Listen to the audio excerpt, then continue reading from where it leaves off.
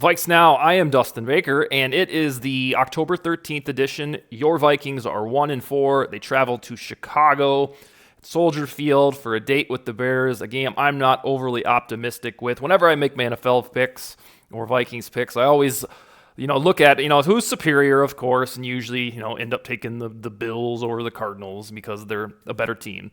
But then if they're evenly matched or the momentum is about the same where the teams are both at, I tend to think which team needs to win more or who's hotter.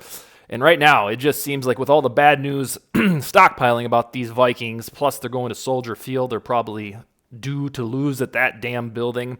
I don't know. I'm not overly optimistic about this week for the Vikings, and I'm picking the Bears to win by 3. Really hope that I'm wrong and they can salvage this season. But who knows? After that, you have the 49ers who look virtually unbeatable, and it's really one of those seasons that's like, how did we get here? 1-4, the best players on the shelf for 4 weeks. The QB2 is hurt as well. You have games at Soldier versus the 49ers at Lambeau. Just a stockpile of bad news, and it's nauseating. I don't like it. Perhaps you guys and gals have learned that I've never let's tank and go get a good draft pick. So I like when the Vikings win on Sundays. That's part of my dance. Life is always so much better when the Vikings win. And then on the tanking thing, and this will be a little springboard into the topic, which is 4 players who could be traded. If I had tangible evidence in the NFL that teams that tanked later won Super Bowls like we've been craving for this team since 1961, I would say do it. If there was documented examples of tanking working to the tune of a Super Bowl, I would say, well, let's tank the son of a bitch today and let's go do the thing. But my beef with tanking is, when does it work? What Super Bowl dynasties have been born from tanking, or which one-off teams have won Super Bowls because they tanked? There aren't examples. I think the most notable one that people point to is the Bengals and Joe Burrow. And it's like, okay, that's one. Where are the rest? And the Bengals haven't even won a Super Bowl yet. And their tank was pretty soft. It was almost like by default. But I would love for there to be this huge trove of evidence that says, hey, if you just go 3-14, baby, your life's going to be better. But it never seems to work. Maybe in the NBA you can get away with it because on an NBA court there's only 5 starters and getting one LeBron or one Giannis changes everything. But on a football team there's 22 starters altogether on offense, defense, and I think that's what makes the tank thing not really work out.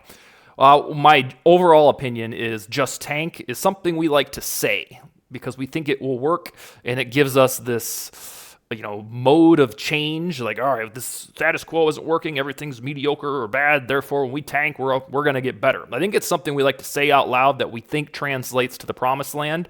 But I don't know. If you got examples of tanking leading to Super Bowl wins for NFL teams, put them in the comments, and I will stand corrected, but this guy can't find any.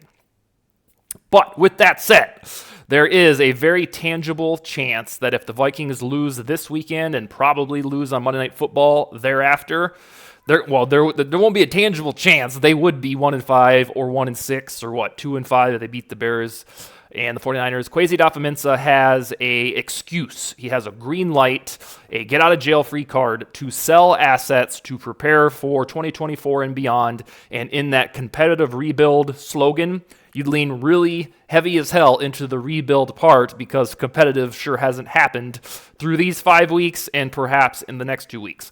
So if there was ever a time that would galvanize the Vikings fan base to sell assets or nibble at a tank, it would be right now. Because in theory, the quarterback's on an expiring contract, the best player is injured for 4 games, the team is 1-4, possibly 1-5, possibly 1-6, possibly 2-5, whatever record you want to say. I don't even know that the anti-tankers like myself, and I know there's a bunch of you out there, we wouldn't be mad because it would make sense that they became sellers at a trade deadline in a season that went so pear-shaped.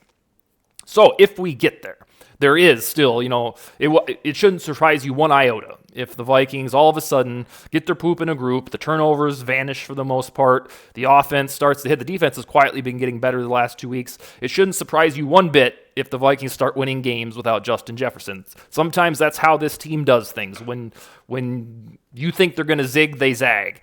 So that's what I'm hoping for, is that they keep this season relevant. There's so many quarterbacks in this upcoming draft class that if they want to pick their new guy, I don't personally think you have to be pigeonholed into Drake May or Caleb Williams just to get it right.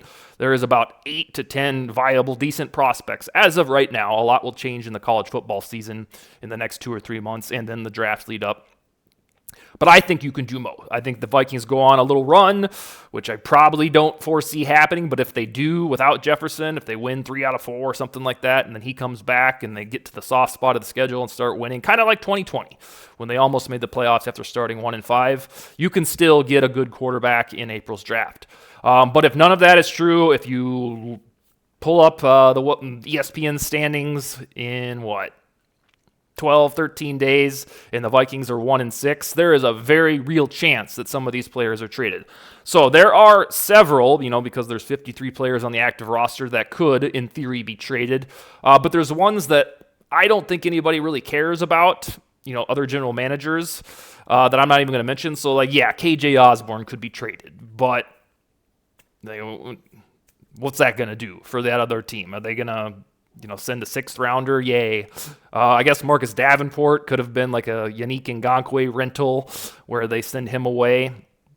So almost every player could be traded, but I want to go for the ones that I consider the most realistic. And I'm going to rank them in order. And when we get to number 1, that guy will be the most likely to be traded. So let's just start. It's a long, rambling lead up to why players could be traded. In my mind, at number 4, so on this list of 4 dudes, the least likely to be traded, but who could still be traded, would be Andrew Booth. I had high hopes for this dude as early as August. I did my one YouTube reel or whatever it's called, calling him like the X Factor player, that if he's going to be good, then the Vikings defense is going to be good. Well, he hasn't been good, mainly because he hasn't played. I think he got in for 4 snaps against the Chiefs, and even I told my wife at the game, I was like, "Oh, look, Andrew Booth's in. Oh my God, what's wrong?" But he played 4 snaps, didn't make any news, which is probably a good thing. But here's the deal. I don't think Lewis Cine would be shipped elsewhere because he has that first-round label attached to him, and there's always a chance that they're working him back slowly because of the broken leg that was really gruesome 1 year ago. He should be playing instead of Theo Jackson, but then Theo Jackson is kind of a quiet baller. But I think everybody they deserve to be apprehensive about what's happening with Cine and Booth. But with Booth, he's a 2nd rounder, and I think there would be less slime attached to the Kwesi resume if they traded him, and I don't even know what you'd get, maybe a 5th or something for Booth. But let's face it, he's a 2nd-round talent that some projected as a 1st-round talent when that draft was starting to percolate.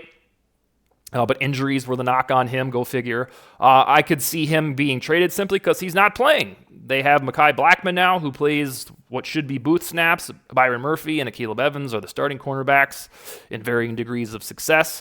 But I think that on this list of who the Vikings going to trade in this fire sale, I could see Booth going elsewhere. I don't really have any destinations because he doesn't have ties to pre-existing coaches. But anybody can use cornerback help if you're trying to push towards the postseason, because what did Mike Zimmer always say? They always get hurt. So Andrew Booth would be number 4 on my list. Number 3 would be Ezra Cleveland. This one is more fascinating to me than Andrew Booth because Ezra Cleveland is in his contract year, the final year of his rookie deal. And I don't know if the Vikings are going to pay him $8-9 million per year. He has a pretty fancy PFF grade in both pass protection and run blocking. But this is not one of this regime's draft picks. He's certainly playing well this year and better than he ever has before, which is good news for him because he'll get a sweet contract. But they have Dalton Risner in the building, and there is a theory that suggests that Risner eventually, you think injury or otherwise, will get some playing time this year. And instead of paying Ezra Cleveland 4 years and $36 million or whatever he might want for his veteran second contract, maybe you just keep Risner for 2 years and $10 million, and that would be a discount. And I don't know if there's a lot of variance between Risner and Cleveland. We don't even get to figure out, though they signed Risner over 3 weeks ago. We still haven't seen him on an offensive snaps, a couple of special team snaps, but yay. So I think that adding Reisner and then not using him yet is perhaps the plan for 2024 and beyond. So if you have that existing relationship with Reisner, they know him, they like him, well, in 5 short months when Ezra Cleveland signs his deal with Tampa Bay Buccaneers or Indianapolis Colts or some team like that, well, you've already got Reisner. You need not draft another guard. Reisner's not old at all. And you've already had your left guard solution in-house. And left guard is what Reisner plays. I think you could probably swing him to right guard if Ed Ingram was benched. But organically, Reisner is a left guard, and that is what Cleveland plays. So I think that Ezra Cleveland could be shipped to an offensive line needy team in the next 18 days. And it's hard to formulate because he'd basically kind of be a rental for somebody. So maybe a 4th or 5th rounder, maybe on the 5th part of it. But just because they have Reisner on the roster, and by the way, Chris Reed is still attached somewhere to the building in Eagan, I think Ezra Cleveland, if we get to 1-5, 1-6, 2-5, something like that, he could be shopped as well. All right, the next two that you showed up to the show for. Kirk Cousins is number 2 on my list of most likely players to be traded. But I will say this, on the whole, generally speaking, I do not think Kirk Cousins will be traded. There is almost no precedent in the NFL for a quarterback as good as Cousins, leads the NFL in touchdown passes, to be traded in the middle of the season. Now, that's not the only reason, but, I mean, when is the last time there was a ginormous quarterback trade in the middle of a season for a guy who's a bona fide starter? Some will point to Sam Bradford. Well, that was right before the season started. Some will point to Jimmy Garoppolo. Well, he was a QB2. That doesn't really count for the example. But there's a couple reasons that hold me back from thinking Cousins will actually be traded. Should they trade him if they get to 1-6? Yeah, sure. Why not? Give him a chance to go do something else elsewhere. Maybe sign his final contract with that team, and then the Vikings can see what they have in Jaren Hall and go forth. But foremost, Kirk Cousins has a no-trade clause, and he was asked, was it 2 days ago? A very fair question. I don't know who the reporter was, but the reporter says, would you waive your no-trade clause? And he did a look just like this. He gave a very frustrated look for Kirk Cousins, probably the most agitated you'll see him get, and said it's not worth the time or his energy to even think about that. So when you saw the Netflix documentary, the guy is a methodical planner. He has his brain imaged to be ready for games. I don't really see him, let's go to the Atlanta Falcons and let me learn all that shit in 3 days and be your starting quarterback. I don't really think that's a Kirk-esque thing to do, to switch spots midstream. Maybe if Brock Purdy broke his leg this weekend and 49ers needed somebody to take him to the Super Bowl, maybe he'd waive it for that. But for one of these teams like the Steelers, the Titans, the Jets, Patriots, Falcons, I just don't see Cousins saying, yeah, let me go to the 1-5 Patriots and we'll turn this thing around. It doesn't make sense to me. I think that he believes he is interwoven and ingrained in Minnesota culture and Vikings lore, that he felt insulted when that reporter asked him if he'd waive his no-trade clause. I think he very much considers himself one of us, and how dare you want to trade me, and I'm not even thinking about that. So I think it's unlikely that Cousins would waive his no-trade clause, and the only folks that are really talking about this are, NFL media that think he should go to the Jets and save their season.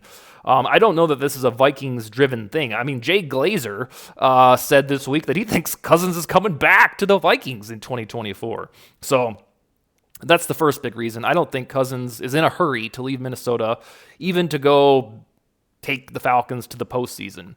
And then secondarily, as we get deeper into the season, that list of teams that would be interested in Cousins, the Falcons, so they can go win the NFC South, the Jets, the Patriots, the Titans, or the Steelers. I think those are the big five. What do they really gain by getting Kirk Cousins? The Falcons is the only one that really has a good argument. What are they, 3-2? If it is a big deal for the Falcons to get to the playoffs or win their division, then it kind of makes sense that they would trade for Cousins without even playing Taylor Heineke. You think they'd have to bench Desmond Ridder and see what Heineke has before they got to Cousins. That's my personal opinion.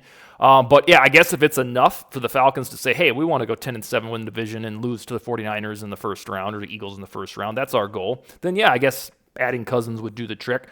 But that's really the only one.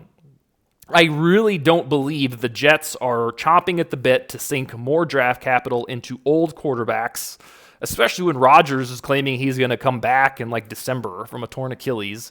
I think they've already given up too much to try an old quarterback. And I don't personally think that Cousins getting to the Jets when they're chilling at 2-4 or 2-5 is going to change anything. They might go 8-9, but who cares?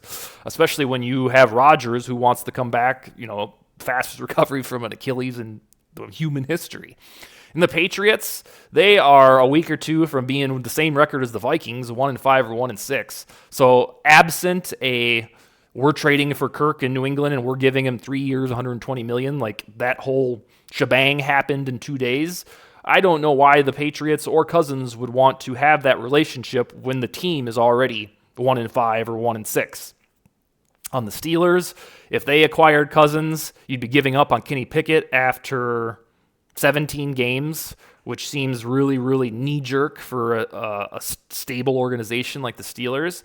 And then the Titans. This is the weirdest one.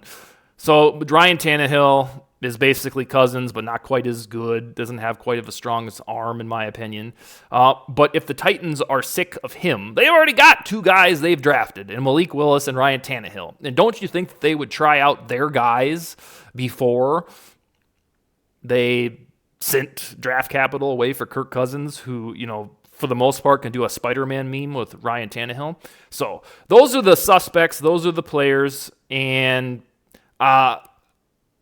I can see a Cousins trade happening somehow if a quarterback gets injured this weekend or next, like a Super Bowl contending team. But other than that, I just don't think it lines up. Number one, I actually do think Danielle Hunter will be traded. Now, if the Vikings win this week and then shock the 49ers, that changes a lot because then it will look like the season is fixable and salvageable. But right now, Danielle Hunter, to me, if the Vikings hit 1-5, 1-6, 2-5, something like that, it makes a whole lot of sense to send him elsewhere because he'll be 29 on October 29th. What is he ranked? 2nd in sacks, 20th in pressures, has a decent PFF grade. We know that he's tyrannical on the field. And at this point on the calendar, a lot of playoff and Super Bowl contending teams want pass rushing help.